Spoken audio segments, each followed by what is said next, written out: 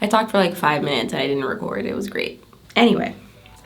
So I know that everyone has covered this to death at this point. Odd Taxi has blown up after its final episode with its amazing plot twist. But that's exactly why I had to make this video today, because I needed to talk about and break down how Odd Taxi was able to successfully create such an amazing plot twist in its series, completely tricking most of its audience into believing, that everyone was animals.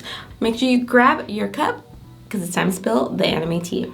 Quick plot twist today too, because I actually have tea in here and I usually don't. So before we continue, obviously there's going to be spoilers for Odd Taxi. They're going to be going from here on out, so be prepared. The quick answer of how Odd Taxi is able to successfully trick us all into thinking that everyone's animals and that everything is normal in this normal odd animal world is by placing us directly in Odokawa's shoes. For the majority of the show, we are really in his perspective and we really see things through his perspective.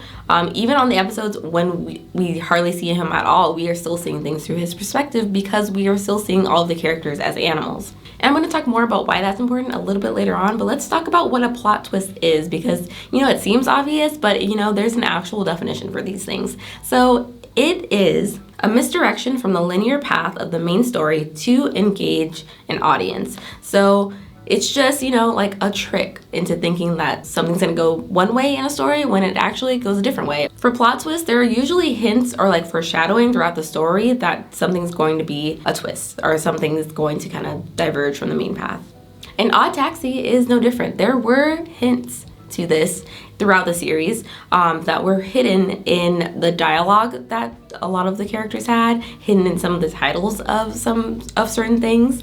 Yeah, for example, Odokawa seems to be the only one throughout the entire series to mention if a person is an animal, or to mention that they are animals at all. For example, there's one part where he's talking about one of the idol girls who was a calico cat, and he was thinking about where he had seen a calico cat before, and it was on his friend's phone, but he didn't realize that it was the same person. Also, him being able to always tell who a person is by the back of their head was another key example. There's a part where the doctor shows them a picture of their friend from the back who was a monkey. The audience can all tell that it was the monkey because he has this little like hair thing, his little swirl thing. Odokawa knew who he was too, and that was only because he knew like his presence as a monkey and he knew that it was him. And another example of how we are placed in Odokawa's shoes every time, because we also saw his friend as the monkey, we saw him as an animal. There was lots of little hints that you realize in hindsight, because that's just what Odd Taxi does. It was tricking us the whole time. Also, another example, the introduction of the comedic duo that Odokawa loved to listen to and that we actually got to learn throughout the series, and we got some of their backstory and their stories as well.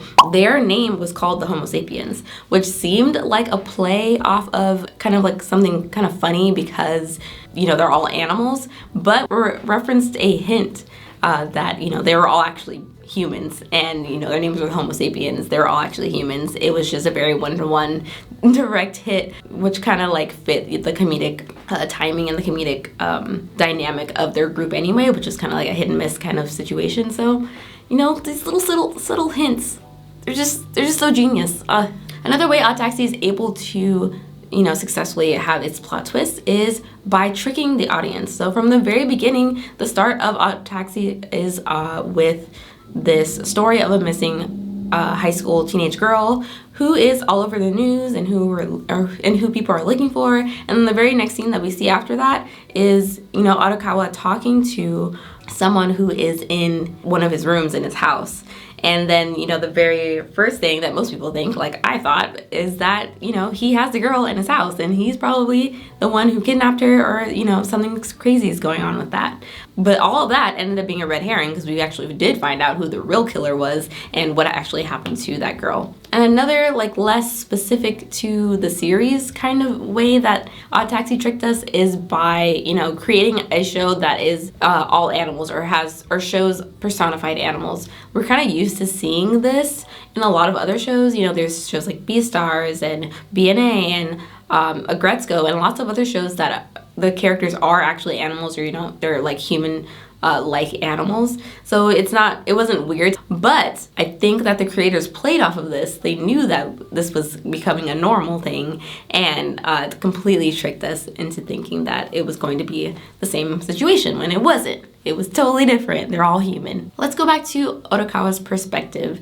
We mostly see, or we actually entirely see, the entire show through Odokawa's perspective, which is interesting and really tricky because he doesn't narrate the show at all. Like, there is no narrator for the show. There's no third person telling us what's going on, and Odokawa himself is not telling us what's going on either.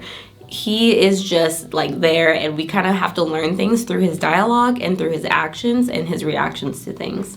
And I say that this is a trick also because there are episodes where he is barely in the picture, yet we still see all of these people as animals, even when Odokawa isn't in the picture, even though he himself is the one who sees all of these people as animals. That was a genius trick because, we weren't only relying on his perspective, but still, even when he wasn't there, we were relying on his perspective. Even on things he didn't know, like how the missing girl got killed, or how that one character who was trying to kill him even came into the picture. We had that whole background episode on that one character and his dodo bird, and trying to get the legendary dodo bird in his game and failing because of him and going after him. Odokawa had no idea what any of that was. He had no idea about that backstory, yet we still see these characters as animals in those backstories. That is just that was just an extra layer of confusion on top of that. And we kind of get, swept up in his actual life, which was revealed in basically in the final episode, because before that we had no idea. We still thought of Odokawa as a really mysterious person. We didn't have a lot of information on him, whereas we were kind of told all of the information and learned all of the stories of all the other characters around him, except for him. So in the very last episode, when we're actually learning about the ins and outs of him, when the doctor, his doctor friend is going around and trying to figure out what's wrong with his head, which is also foreshadowed in the opening sequence when they're turning his head around and looking at it. The doctor and the sheep girl, I can't remember her name, but she was a nurse.